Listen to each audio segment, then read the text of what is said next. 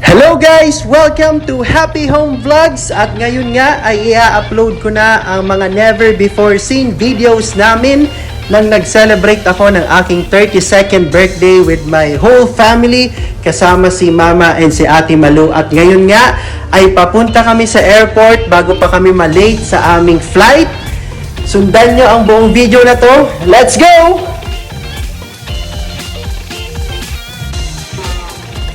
Sobrang excited ng sadya mga anak kong are ng mga bagong gising sa biyahe. At yan yung malaking eroplano na sasakyan namin, ang flight Z2426 bound to Puerto Princesa. Umalis kami 5:30 at tulog yung mga bata habang nasa biyahe. Delayed ng 30 minutes ang aming flight pero syempre inagahan namin kasi ayaw naming malilate sa biyahe at mahirap maribook. At maraming pasahero kami dito sa AirAsia. At syempre, after maglagay natin ng seatbelt ay nakinig tayo sa mga flight attendants before take-off. Yan si Miggy, nakalatch pa rin sa kanyang mama kahit may sarili na siyang upuan kasi dumidede pa siya that time. Nag-take off na nga kami after few minutes. At sino ba nakaka-relate sa inyo guys na kapag nag-i-aeroplano tayo, gustong-gusto natin katabi ang bintana para makakuha tayo ng napakagandang video na yan. Yan yung sunrise kasi umaga kaming umalis.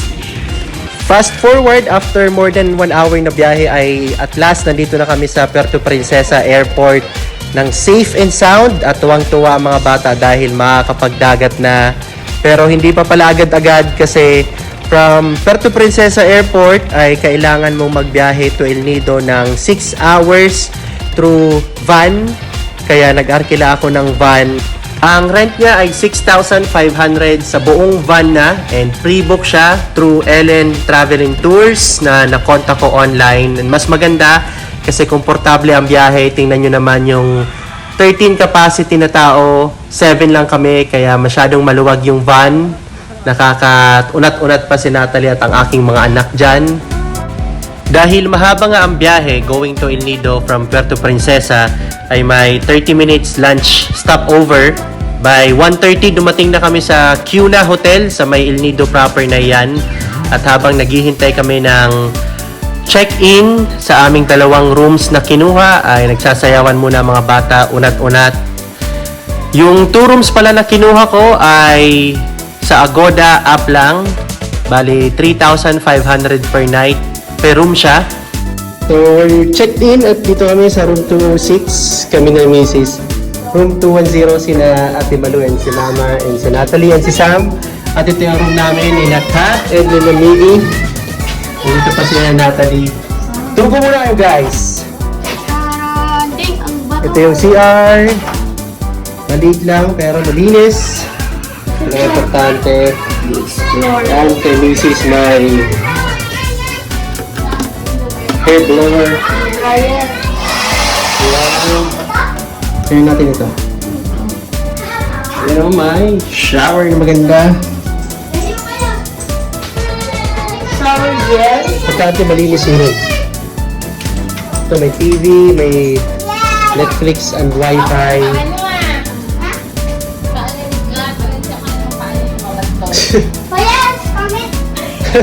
Sound pa nga. Natulog na.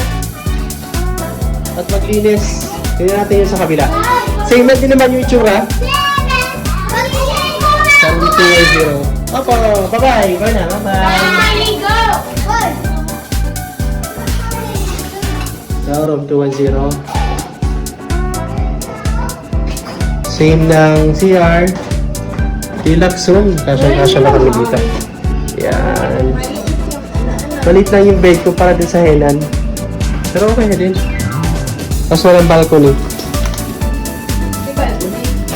Wala, ano lang. Salamin lang. Gusto ko mag-swimming. Yun yung Usmeña Street. Going to dagat doon. Check tayo ng mamaya yung sunset. Maganda sunset dito. Siya.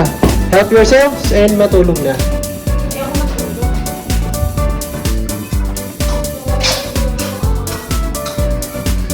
Pasok ulit ako dito. Access ka. Yan, nagpiya ka na. Sleep na tayo. Papahinga na. Ah, ganda. This is beautiful! Ang ganda ng El Nido. Hihintay kami ng sunset maya-maya. Grabe yung mga limestone mountains.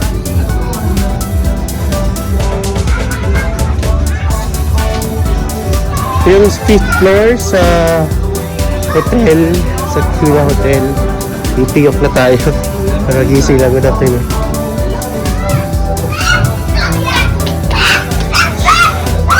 Let's check the swimming pool.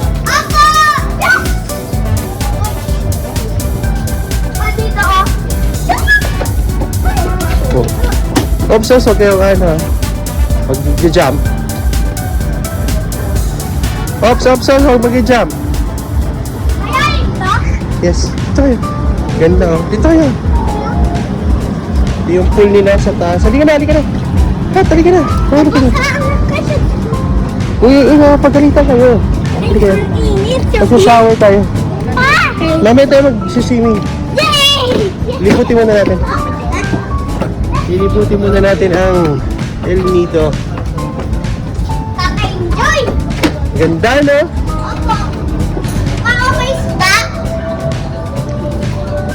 After naming libutin at i-check yung lahat ng amenities ng Kuna Hotel ay bumaba kami at naglakad-lakad going sa may tabing dagat. Malapit lang siya sa hotel namin. Itong dagat na yan ay yung daungan ng mga boats na nagta-travel and tours from A to B. Hindi pa siya masyadong puno kasi alas 2 pa lang yung hapon at alas 4 pa nagsisibalikan yung mga bangka galing sa tours. At napakaraming aso sa tabing dagat kaya mag-iingat na lang kayo na hindi makagat. Kaya binantayan ko yung mga bata. Di allowed mag-swimming ang mga bata kasi nga daungan siya ng mga bangka for safety. Habang naglalakad-lakad kami dyan ay marami na mga local business owners at mga naglalako ng A to D tours. Ang presyo pala niyan ay depende sa kukuhain mo. Yung bata ay 1,200, yung adult ay 1,400 per head per tour. Kaya medyo pricey talaga. Bumili ng maagang pasalubong at kung ano makukutkot pagbalik ng hotel. Yan si Mama. May tina-target ng bibilhin. At kung nakapunta na kayo sa Coron, Palawan, almost same lang yung ambience. Napakaraming foreigners, mapakaliwa, mapakanan, kahit saan ka tumingin. Nasa bar sila, nasa restaurant, nasa souvenir shop. World class talaga ang El Nido kaya dinadayo habang kami ay local tourists na ini-enjoy ang pagbibili ng souvenirs. Dahil pagod na kakalakad at kakalibot, pumunta kami sa may tabing dagat na tabi-tabi yung mga seafood restaurants at may mga nakalatag na bibilin mo lang per kilo. Ipapaihaw mo, may mga bundle and packages din, depende sa magugustuhan mo. Medyo may kamahalan lang, pero sulit na sulit naman kasi fresh na fresh yung mga niluluto nila at isiniserve. Tingnan nyo naman, sarap sa mata. Inihaw na nga yung aming kakainin for our first dinner. Dini kami sa El Centro Bay Inn Restaurant, nagsipagkainan. At hinintay namin very patiently yung pagkain dahil nagkagutuman na nga, hindi mo na maabala ang aking mga anak. Nung isinerve yung baked tahong, yung hipon, yung nasa bilao, yung oyster at yung sinigang nila pagkasasarap. Talagang maaalala mo yung mga happy memories sa El Nido dahil sa pagkain nila. So yun lang guys, napakarami pang i-upload tomorrow for our day 2. Kaya stay tuned, don't forget to subscribe. Good morning guys! Welcome to our day 2 and ready na nga ang buong barkadahan mag-tour A at sumakay sa aming bangka. Naghihintay na lang kaming pick-upin ng aming bangkero. And kung makikita nyo, punong-puno na ng mga bangka at isinasakay na ang mga bata. Yan si Mrs. confused pa rin kung paano siya makakapunta sa bangka kaya inalalayan ko. At yan si Ate Malu, isinakay na ng bangkero. Karga-karga na. At si Sam nandun na din.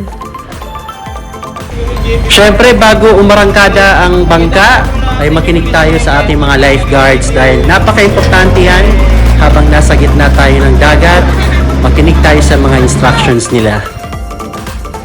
And finally, dumating na nga tayo sa first destination island, ang Seven Commandos Beach, na talaga namang maa-amaze ka sa ganda at linis ng tubig and yung sands, very pino. And in-enjoy muna namin yung time dito. May 30 minutes ang mga sakay ng bangka para i-enjoy mag-swimming at mag-pictorial gaya ng ginagawa ko kay Miggy at Mrs. Ayan. Takot pa si Miggy maglublob. Pero yung tatlong babae at si Mama ay sobrang bilad na sa araw. Unang isla pa lang. Napakaganda ng panahon today at tingnan nyo naman guys ang tubig, oh, turquoise color, napakalinis. Talagang sobrang ganda dito sa Seven Commandos Beach.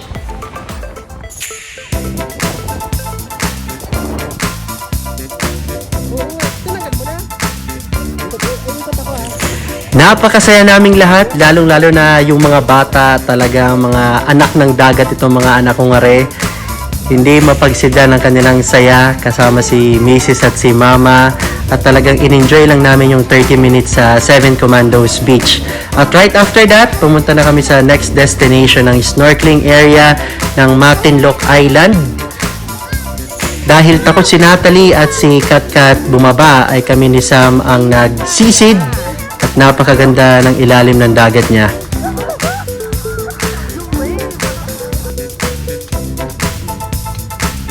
Pagkatapos nga naming mababad sa snorkeling area ng Matinloc Island, ay pumunta na kami sa Inantula Island kung saan kami magtatanghalian. At habang nasa biyahe ay niluluto na ng mga bangkero ang aming lunch. At bago mag 12 noon ay naluto na nga ng aming mga lifeguards yung aming lunch na talaga namang napakasasarap. May mga seafoods, may adobo, liempo, may gulay, may saging, may pakwan at pansit bato. And nasa gitna kami ng dagat. At talaga namang gutom na ang lahat. Siyempre, pictorial muna. By 1:30 PM ay dumiretso na kami sa Secret Beach.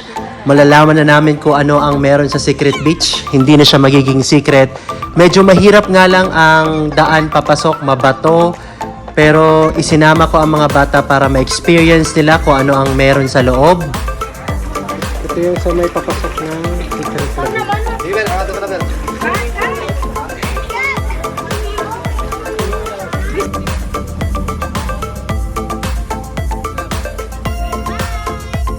At kung may mga bata kang kasama, syempre hindi may iwasan ng mga ganyang pagtuturo-turo. Medyo mahal ang mga ice cream na ganyan, nasa 100 pesos per cone. Kaya siguraduhin may dala kang budget kasi may mga kasama kang bata. Yan, tuwang-tuwa pa rin kami. Going na kami sa next destination, which is the last destination, ang Big and Small Lagoon. Punta na kami.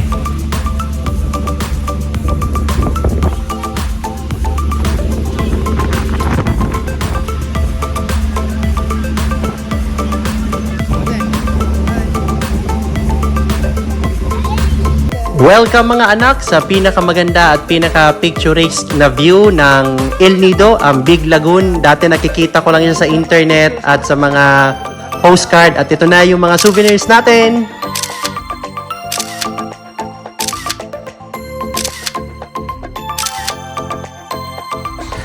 Bucket list, unlock talaga nang nakarating kami dito. At syempre, in-enjoy namin yung family moment and family bonding dinis sa Big Lagoon.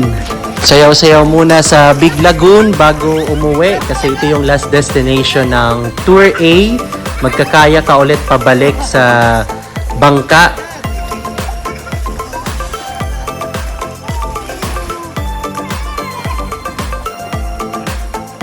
At yan, pauwi na kami after ng Day 2 and Tour A namin. Kaya tomorrow ulit, I'm so happy dahil masaya si Mama sa tour namin ito. Hindi lang nasunog ang balat, kundi gutom na gutom kami. Kaya dito na kami nag-dinner sa tabing dagat ulit with seafoods. Kaya abangan nyo kami sa Day 3 Sa Tour C naman, good night guys! See you tomorrow! Morning El Nido, it's Tuesday and we're going to the beachfront para sa aming Tour C for today. Kahapon nag-try kami ng Tour E at maganda. Ngayon naman Tour C. So open siya, so hopefully it's safe and ma-enjoy namin. Hindi kasama si Miggy, si Ate Mala at si Mama kasi napagod sila kahapon, and si Miggy for safety hindi na namin sinama. So I hope we will enjoy the Tour C. See you guys later. Welcome back guys sa aming destination Tour C, sa aming day 3 ng El Nido Adventure. Napakaganda ng view sa Cadlao Island kaya pinakuhaan ko kay Kuya habang naabante yung bangka at pinapaikot ko siya. And today is my birthday. Hindi ko alam na sinabi ni Mrs. sa crew at sa mga kasama namin sa bangka kaya wala na akong nagawa. Binidyohan ko na lang sila habang nakanta at binabata ako ng happy birthday. So thank you Lord for this wonderful 32 years. I'm so happy na nakapunta kami dito sa paraiso ng El Nido. So ito na nga yung pagbati nila. Happy birthday to you. Happy birthday to you. Happy birthday, happy birthday, happy birthday to you. Thank you guys sa masayang pagbati ng aking birthday. At ito na nga, first destination ng Tour C ay ang Cadlao Lagoon at kailangan mong mag-kayak and mag-rent ng kayak for only 200 pesos. So nag-arkila kami ng 3 kayak para sa amin. Si Sam at si Kat magkasama, ako at si Natalie and si Mrs. and yung lifeguard para mapuntahan yung napakagandang lagoon na yan. Napakalinis. Pagpunta mo sa unahan ay medyo mababa na kaya pwede ka na mag-enjoy.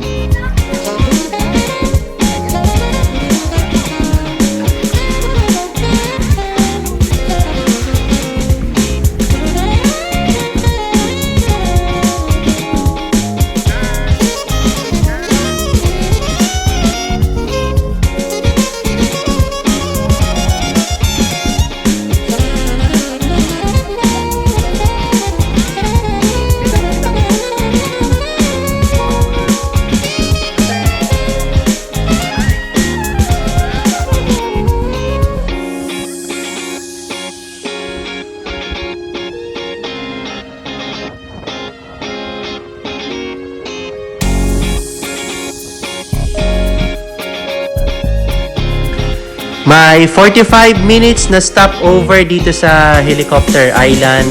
Kaya naman sinulit namin at bumaba agad para makapag-swimming at makapag-pictures and videos para sa aming Instagram souvenirs. At itong sikat, tingnan nyo naman, talagang hindi mapigilan na mag-posing.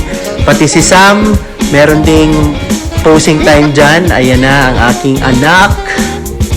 Tuwang-tuwa, mag-posing, ayan, look at the camera. At kami naman ni Mrs. may pa-jump shot at slow-mo na enjoying the time that we're together with our kids. May mga nalalaman pa kaming pagtakbo sa camera at ito namang si Sam ay ninanamnam ang init ng araw at alat ng dagat. Ito ang pinakahihintay namin, ang Don Solueta Mo Ako Lift Challenge. At dahil may kapayatan si Mrs. ay nakailang take kami din Nakailang tumba ako. Pero mahal na mahal ko siya kaya gagawin ko ang lahat para makarga ko lang siya. At pagkatapos nga namin ng almost 1 hour sa Helicopter Island ay dumiretso na kami sa Matinloc Island Shrine kung saan kami magtatanghalian at papakainin ko ng aking handa ang mga kasamahan ko sa bangka. Medyo mahirap lang ang pagpunta sa tabing dagat kaya itong si Mrs. ay nagpahila ulit sa bangkero. Open sea talaga siya, very challenging ang mga tours and destinations pero very worth it kahit bilad na bilad sa araw. Napakaganda ng El Nido guys. At yan na nga ang inihanda ng crew sa aking birthday para salo-salo kami sa gilid ng dagat kumain ng lunch. Kaya enjoy guys sa aming mini handa para sa inyo. Enjoy natin ang lunch dahil marami pa tayong pupuntahan pagkatapos nito. At ito na nga ang souvenir ng aking pa-birthday lunch. Sana'y nabusog at nag-enjoy kayo sa masarap na niluto ng ating mga bangkero. After 1 hour, pumunta na nga kami sa Hidden Beach at inabot na kami ng konting ulan. Mas mahirap ang papasok dito, mabato. Pero worth the sacrifice kasi maganda yung Hidden Beach. Kita nyo naman. At dahil birthday ko ay napasayaw ako ni Mrs. sa tuwa at sa pasasalamat. Ito na ang aking munting steps para sa inyo para lang tayong nababaliw dyan.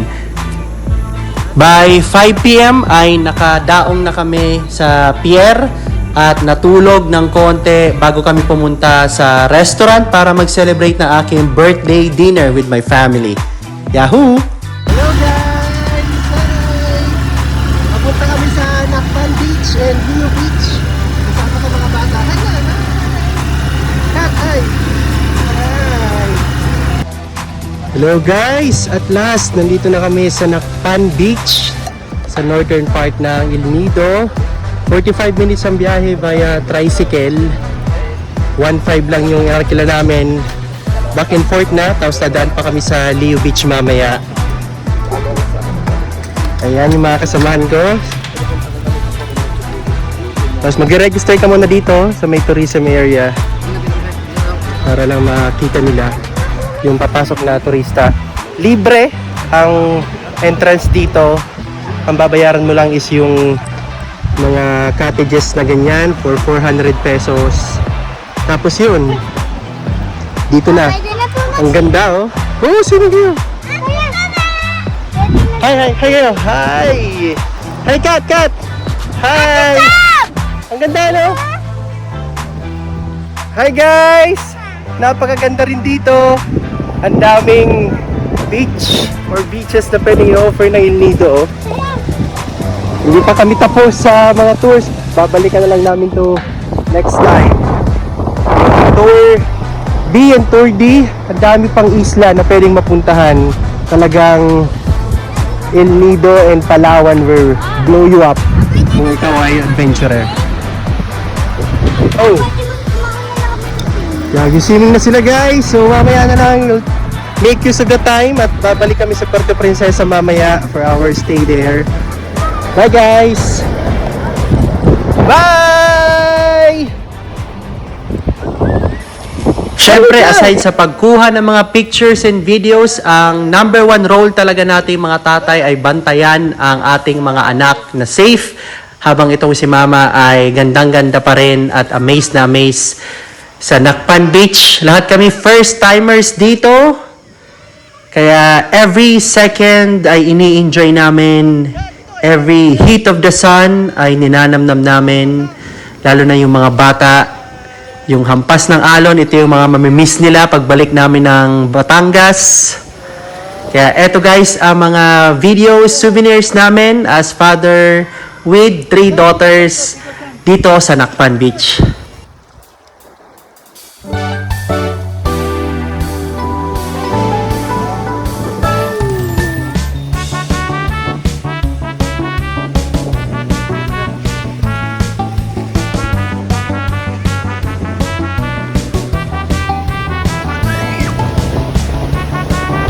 Dito kayo. Dito lang kayo. Kat. Hi, Kat. Hi, Kat. Hi. Titingin kayo.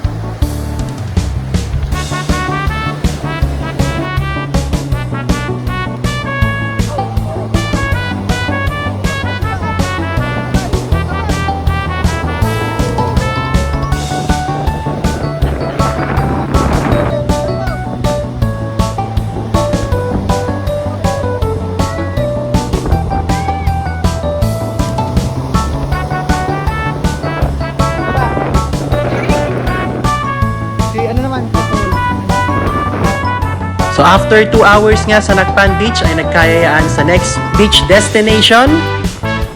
Welcome everybody. Welcome guys to Leo Beach. Still part of El Nido sa bandang norte. Sa unahan doon yung Nakpan. Kasama ko ulit sila after namin mag Nakpan Beach. Mga 2 hours sa Nakpan Beach. We're here sa Leo Beach. Ayan, napaganda rin oh. Mas maganda yung sand sa may Nakpan Beach. Dito medyo dark cream yung buhangin. Dami rin mga foreigners. At ito yung napakagandang view niya. Yung mga islands ng El Nido. Kasama na siya sa tricycle na binayaran ko 1.5 with tip. At nahingi si Sir. Swimming na kayo guys! Yan, medyo napagod sa Nakpan Beach. Hindi kasama sila Miggy and Mrs. Ate Malu. So, ito yung Leo Beach. Mas mababaw siya. Sa Nakpan Beach, palalim yung beach niya. Kaya binabantayan ko yung mga bata kanina.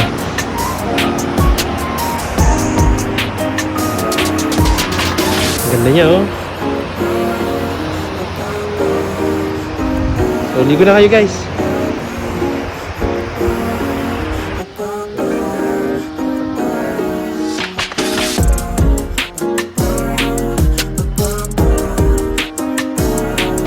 Hello guys, we're now here sa Leo Beach, still part of Northern El Nido. At ito yung napakagandang mga isla, yung Cadlaw Island. Tapos marami pa. Mahaba din siya na uninterrupted. Dark cream na shoreline. After namin mag-Nakpan Beach kanina at Twin Beach, dito naman kami dinala ng tricycle driver. Sulit na sulit yung 1.5 na nirentahan namin kasi pick up na sa hotel and then drop off sa hotel maya maya. Ayun si Mama, picture and hindi na maliligo. Kung compare natin yung sand dito sa Nakpan Beach, mas maganda sa Nakpan Beach. Para siyang Boracay sands. Dito, dark cream yung kulay pero napakarami pa ring turista. Kanina may mga pumasok. Ayan, medyo yung mga bata, binabantayan ko. Halika, dito kayo!